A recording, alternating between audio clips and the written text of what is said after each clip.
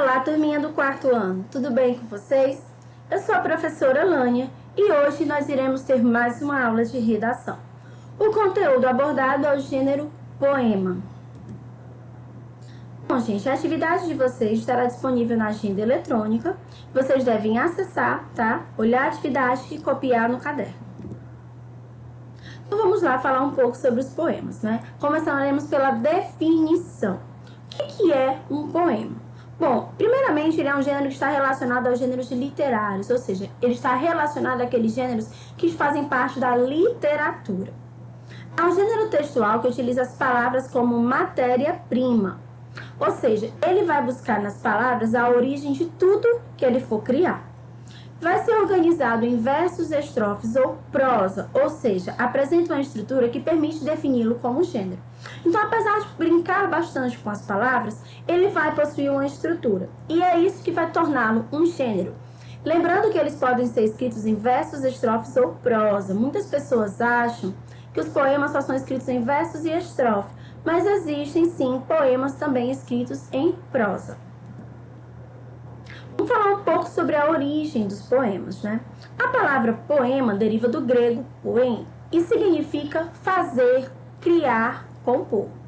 Na Grécia Antiga, as produções literárias eram chamadas de poemas e faziam parte dos gêneros lírico, épico e dramático. Lembrando que a gente já falou, né, sobre esses gêneros, gênero lírico, o épico e o dramático na nossa aula de texto dramático, não é isso? Então, gente, toda a produção literária na Grécia Antiga ela era considerada como um poema. Mesmo que fosse cantado, ou que fosse encenado, ou que fosse narrado, apesar de não ter sido escritos inicialmente, eles eram considerados poemas. Então, inicialmente era apresentado ao público oralmente. Então, a gente sabe que antigamente na Grécia Antiga, a maioria das pessoas elas eram analfabetas. Então, tudo era transmitido de maneira oral, através da fala, não era escrito. No final da Idade Média, aí sim os poemas eles começaram a ser escritos, pararam de ser transmitidos somente de maneira oral e passaram a ser escritos. Os poemas de Homero, presentes nas obras Ilíada e Odisseia, são considerados os primeiros grandes textos épicos assim, ocidentais. Então, os primeiros grandes textos foram o quê? Os poemas do Homero, né? O Homero ele era um poeta e ele falou na obra dele Ilíada e Odisseia, essas obras, ele colocava poemas lá, tá? Vocês vão ver um pouco sobre isso na filosofia. Quando forem estudar um pouco de filosofia lá no quinto ano, a gente vai falar um pouco dos poemas do Homero. Então, qual é o objetivo de um poema? Impressionar o leitor e nele despertar diferentes sensações.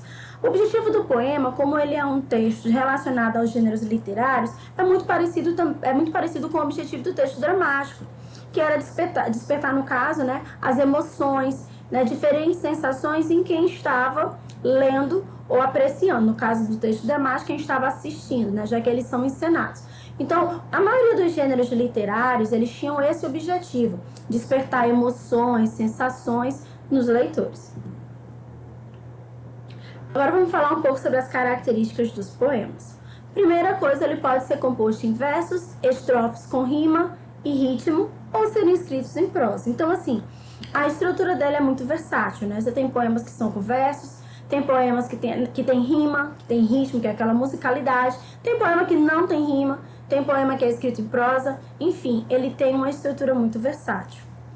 A linguagem é uma linguagem verbal, podendo aliar-se a elementos visuais. Nós temos também aqueles poemas visuais que formam figuras, né? Às vezes formam uma xícara, formam um formato de um animal. Então, e no caso do poema, ele tem essa linguagem verbal, né? Que são as palavras, mas ele pode se aliar a esses elementos visuais.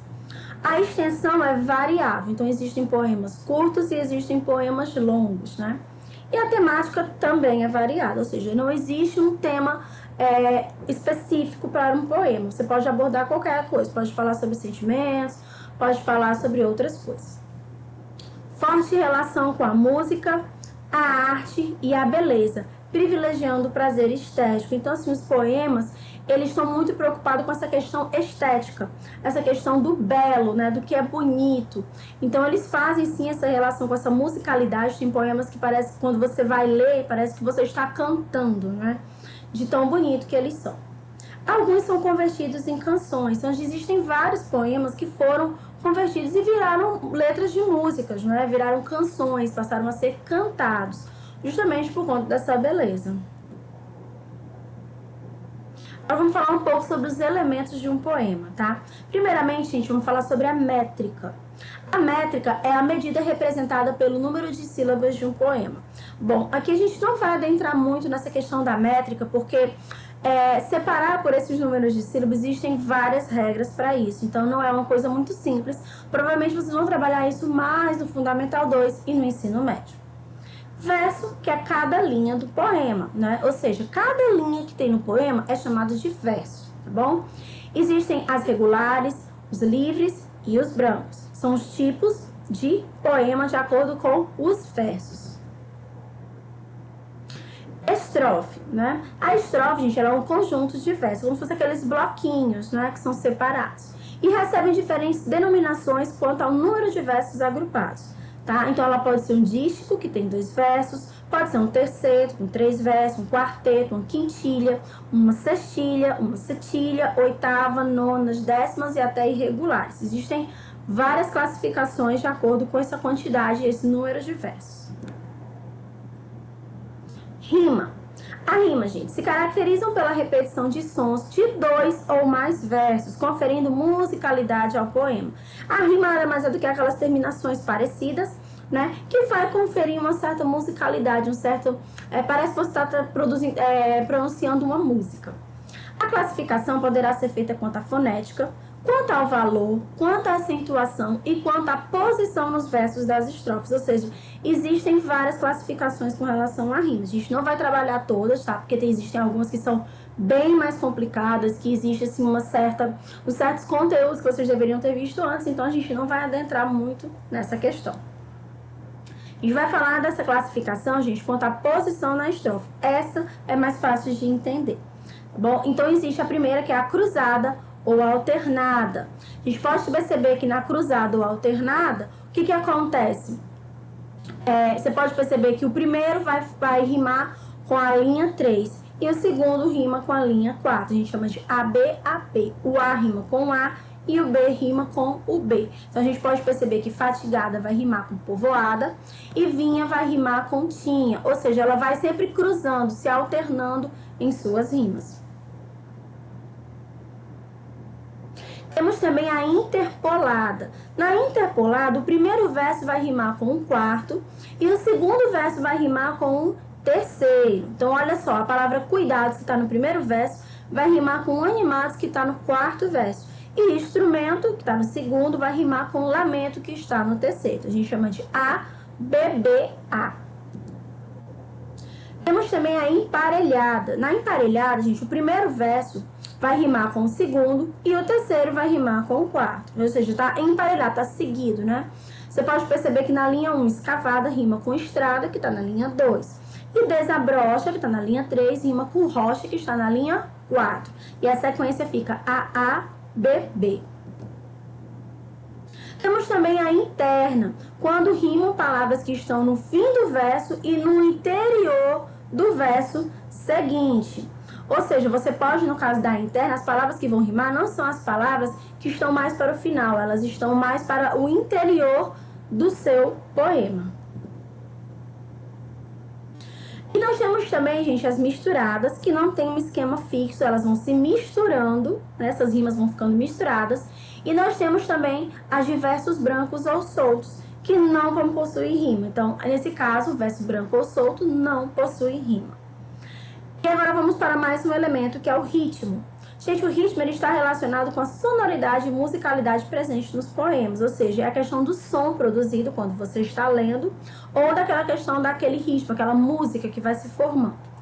São produzidos de maneira intencional, de acordo com as palavras escolhidas pelo escritor. Então, assim, não é por acaso, é intencional. O escritor ele vai escolher aquelas palavras justamente com a intenção de formar aquele ritmo. Uma coisa que as pessoas confundem muito é a questão da poesia e do poema, né? O poema, gente, ele é o texto literário em si. Então, é o quê? O texto. Já a poesia é uma manifestação artística que pode ou não estar baseada em palavras. Ela provoca sensações, emoções e sentimentos no receptor. Pode ser uma pintura, uma fotografia, uma escultura, música, filmes e etc. Ou seja, a poesia, ela não está baseada em palavras. Ela é uma manifestação artística. Qual é a intenção da poesia? Provocar sensações. O poema também tem essa intenção de provocar essas emoções. Só que para isso, o poema, para ser um poema, ele tem que utilizar palavras. E a poesia não, ela não está relacionada com isso. Ela está relacionada com somente provocar essas sensações. E para isso ela pode utilizar uma música, pode utilizar uma pintura, uma escultura. Ela não precisa necessariamente utilizar palavras. Então nós podemos dizer, por exemplo, que um poema, se ele desperta emoções, ele tem o quê? Poesia nele. Mas se esse poema não desperta emoções, ele não terá poesia. Bom, gente, eu agradeço a atenção de vocês. Espero que vocês tenham entendido e gostado da nossa aula. Continuem estudando e se dedicando ao máximo. Um grande abraço a todos e até a próxima. Tchau, pessoal!